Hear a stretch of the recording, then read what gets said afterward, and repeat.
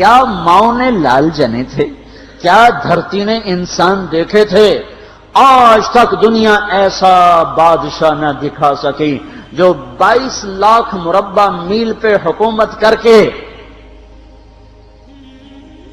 مسجد میں جھاڑو دے رہا ہو، جو 22 لاکھ مربع میل پر حکومت کر کے پانی کی مشق کندھے پہ اٹھا کے بیوہ عورتوں کے گھر میں گھڑوں میں پانی بھرنے جا رہا ہو۔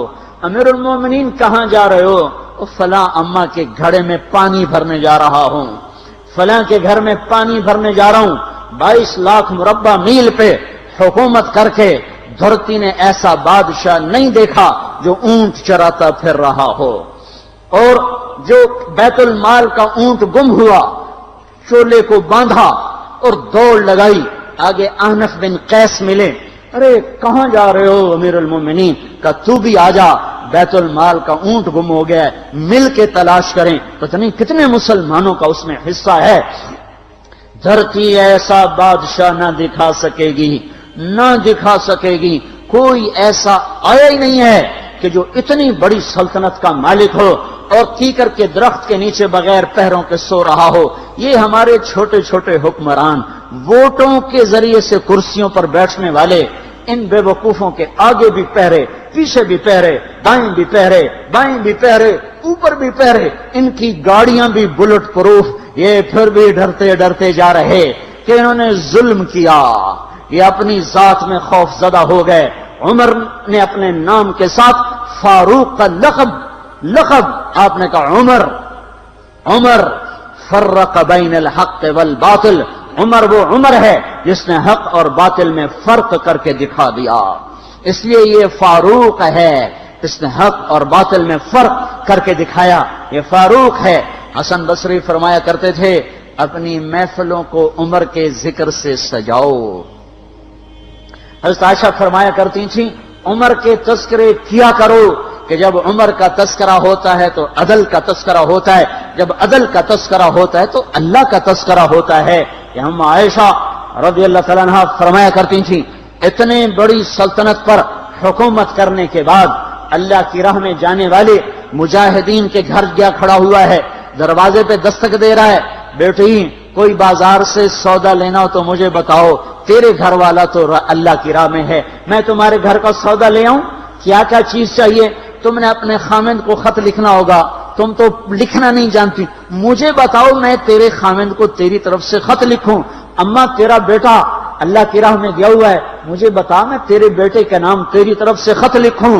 اتنی بڑی جس کے سامنے قیصر اور کسرا زیر و زبر ہو گئے، کج کلا، وہ زمین میں جا کے تہ خاک میں وہ سارے ہیرے لال جواہر، وہ زمین میں لوٹ پوٹ کرنے والا، کسرا کے تخت کو توڑنے والا اور روم کی طاقت کو توڑنے والا، آل ساسان کی طاقت کو توڑنے والا اور نوشیروان کے خزانے مدینے میں لانے والا اور خسرو پرویز کے خزانے مدینے میں لانے والا اور رومت الکبرا کے خزانے مدینے میں لانے والا خود اپنے کرتے میں 14 پیوند لے کے چل رہا ہے۔ 14 پیوند کے ساتھ کرتا ہے، مہینے میں 1 دن گوشت کھاتے تھے، وہ روٹی کھاتے تھے کہ عام آدمی حلق کے نیچے نہیں لے جا سکتا تھا۔ ہے سال کی ابتدا اس شخص کی شہادت سے ہوتی ہے جس کو اللہ نے وہ عزت دی۔ آپ نے کہا میرے 2 وزیر آسمان میں، 2 وزیر زمین میں، آسمان پہ جبریل اور میکائیل میرے وزیر ہیں، زمین پر ابو بکر اور عمر میرے وزیر ہیں۔ آپ فرمایا کرتے تھے ابو بکر عمر اگر کسی بات پہ جمع ہو جائیں تو میں ان کے مشورے کے خلاف کبھی نہ کروں گا۔ ابو بکر تیری مثال ابراہیم کی ہے، عمر تیری مثال نوح علیہ السلام کی ہے، ابو بکر تیری مثال عیسیٰ علیہ السلام کی ہے، عمر تیری مثال موسیٰ علیہ السلام کی ہے۔ آپ مسجد میں آئے، آپ کے دائیں طرف ابو بکر تھے، بائیں طرف عمر تھے، آپ اندر آئے اور کہا دیکھو اسی طرح قیامت کے دن ہم اٹھیں گے کہ میرے دائیں طرف ابو بکر ہوگا، میرے بائیں طرف عمر ہوگا اور ہم ہاتھوں میں ہاتھ دیے ہوئے اٹھائے جائیں گے۔ اور ایک حدیث میں آتا ہے اور میرے قدموں سے بلال کو اٹھایا جائے گا جو نکلتے ہی اذان دے گا، جس کے اسلام لانے نے اسلام کو اونچا کیا، جس کے اسلام لانے نے باطل کو پست کیا، جن راہوں سے عمر گزر جائے شیطان وہ راہیں چھوڑ دیتا تھا۔ عرفات کا میدان تھا، 1.25 لاکھ مقدس ہستیاں سامنے ہیں۔ میرے نبی نے فرمایا اس وقت میرا اللہ میرے سب صحابہ پہ فخر کر رہا ہے اور عمر بن خطاب پہ خاص طور پہ فخر کر رہا ہے، خاص طور پہ فخر ہو رہا ہے، عمر بن خطاب پہ خاص طور پہ فخر ہو رہا ہے۔ میرے بعد کوئی نبی ہوتا عمر ہوتا۔ عمر، میں نے رات جنت میں محل دیکھا، ایک اینٹ موتی کی، ایک یاقوت کی، ایک زمرد کی۔ میں نے پوچھا یہ کس کا ہے؟ کہا گیا ایک قریشی کا ہے۔ میں کہا میں قریشی ہوں، اتنا خوبصورت محل ہے، میرا ہی ہوگا۔ جب جانے لگا تو فرشتے نے کہا یہ آپ کے غلام عمر بن خطاب کا ہے۔ وہ کیا مبارک لوگ ہیں کہ جنہیں نبی کے گھر میں قبر نصیب ہو، ایک طرف ایک ساتھی، ایک طرف دوسرا ساتھی، جن کو نبی کے دو پہلوؤں میں جگہ ملی ہو۔ وہ کیسی عظیم ہستیاں، اتنی بڑی سلطنت کا مالک اور اتنے بڑے عدل کی نشانی بن کر مدینے میں مسجد میں بیٹھے رو رہے ہیں۔ امیر المومنین کیوں رو رہے ہو؟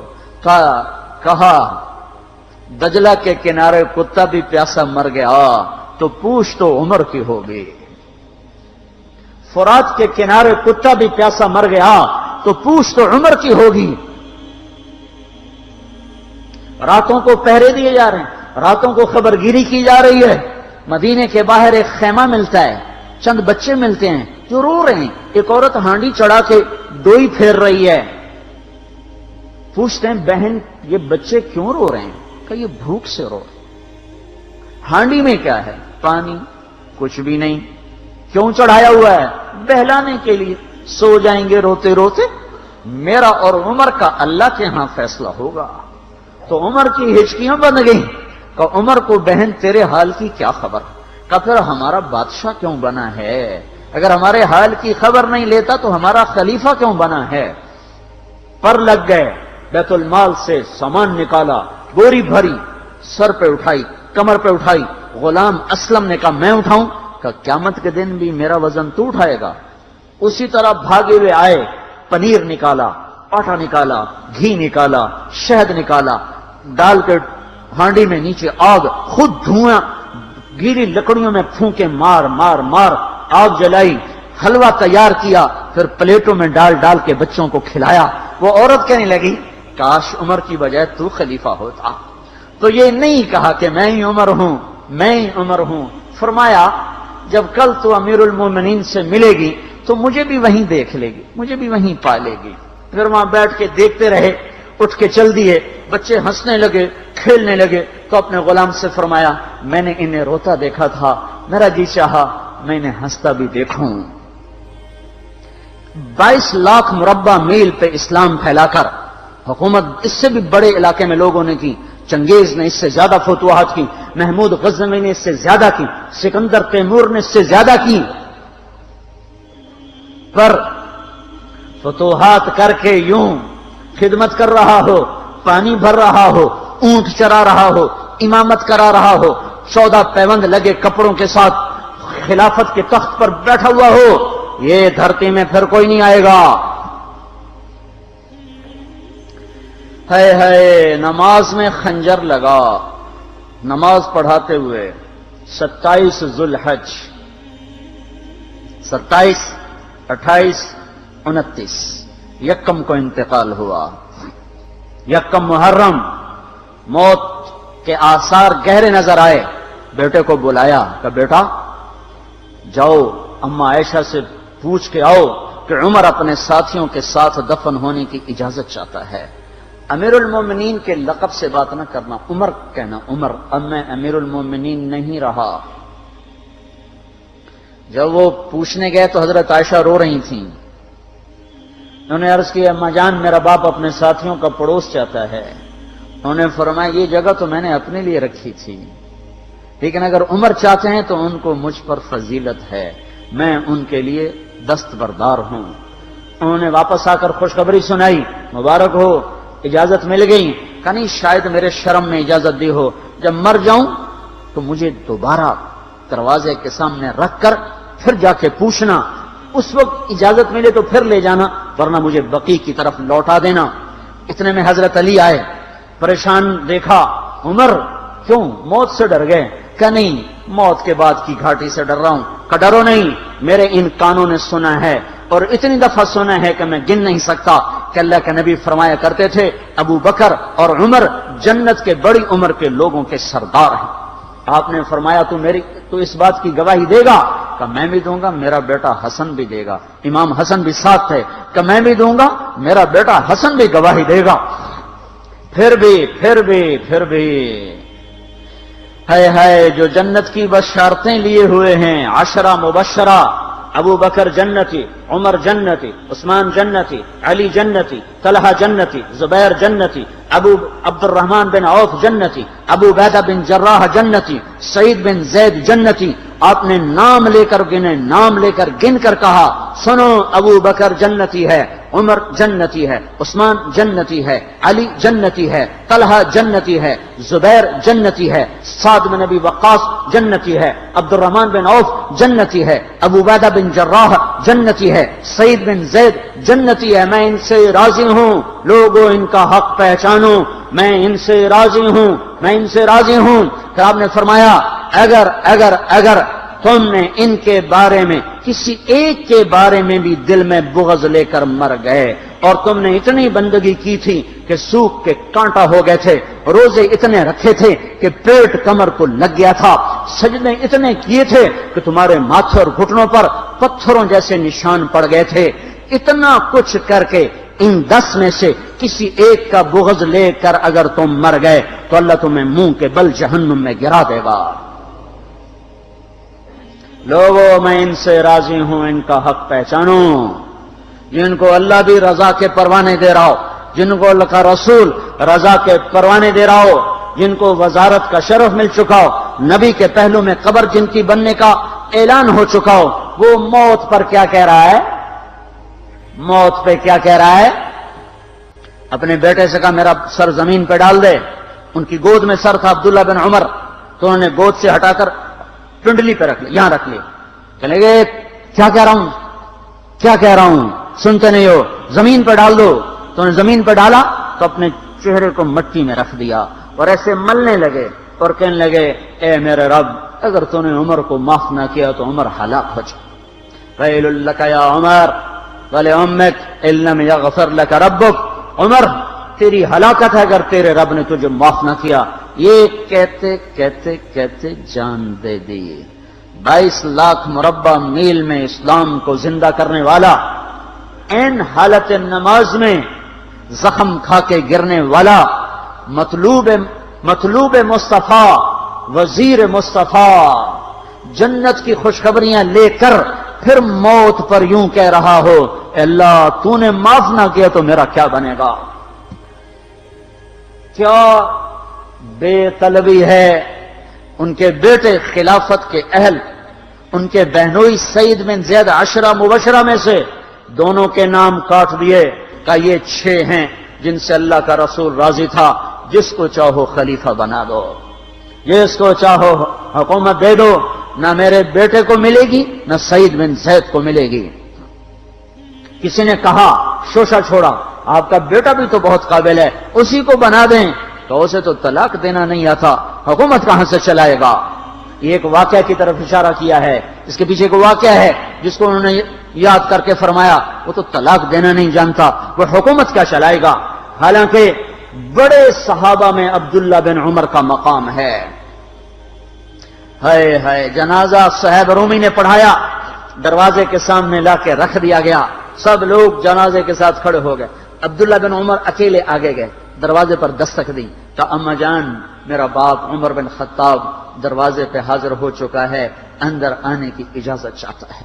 تو عائشہ رضی اللہ تعالیٰ نے اپنی چادر کو اٹھایا اور روتے ہوئے باہر نکل گئیں۔ پھر لوگ اندر داخل ہوئے، قبر کھودی گئی، قبر کھودتے ہوئے عبداللہ بن عباس بھی قبر کے کھودنے میں شریک تھے، تو کہتے میرے کندھے پہ کسی نے ہاتھ رکھا، میں نے پیچھے مڑ کے دیکھا تو علی رضی اللہ تعالیٰ عنہ کھڑے رو رہے تھے اور فرما رہے تھے مجھے پتا تھا تو یہیں آئے گا، یہاں تیرے سوا کوئی نہیں آ سکتا، کہ میں نے ایک دفعہ نہیں کتنی دفعہ میں نے اللہ کے نبی سے یہ بات کا تکرار سنا، میں ابو بکر اور عمر، اس کا اتنا تکرار سنا ہے میں نے کہ مجھے یقین تھا یہیں آئے گا، تو اور کہیں نہیں جا سکتا۔ میرے بھائیو غفلت سے باہر آ جائیں، یہ دھوکے کا گھر، یہ مچھر کا پر، یہ مکڑی کا جالا، یہ دنیا کہیں ہمیں ہلاک نہ کر دے۔ ان لوگوں کو سامنے رکھ کے زندگی گزارو جنہوں نے اللہ کو راضی کیا، اس کے رسول کو راضی کیا، کلمہ حق کو بلند کیا، خیر کے ذریعہ بنے، شر کے مٹانے والے بنے، اور دنیا میں مرنے کے بعد بھی ان کے تذکرے ہدایت کا سامان بنے، ان کے تذکرے روشنی کا مینار بنے۔ ان کے پیچھے چلو، مغرب کے اندھیروں کی طرف مت دوڑو، وہاں تو سورج بھی ڈوب جاتا ہے، مغرب میں تو سورج بھی ڈوب جاتا ہے، اور تمہیں پکار کے کہتا ہے مغرب کی طرف نہ آنا، ادھر اندھیرا ہے، میں یہاں گم ہو گیا، تم کون سا سراغ ڈھونڈنے آئے ہو؟ دوڑو اللہ اس کے رسول کی پاک زندگی کی طرف، اس کے پاک صحابہ کی زندگی کی طرف، جن کو اللہ نے مرنے سے پہلے جنت ہاتھ میں دے دی، جنت کی بشارت دے دی۔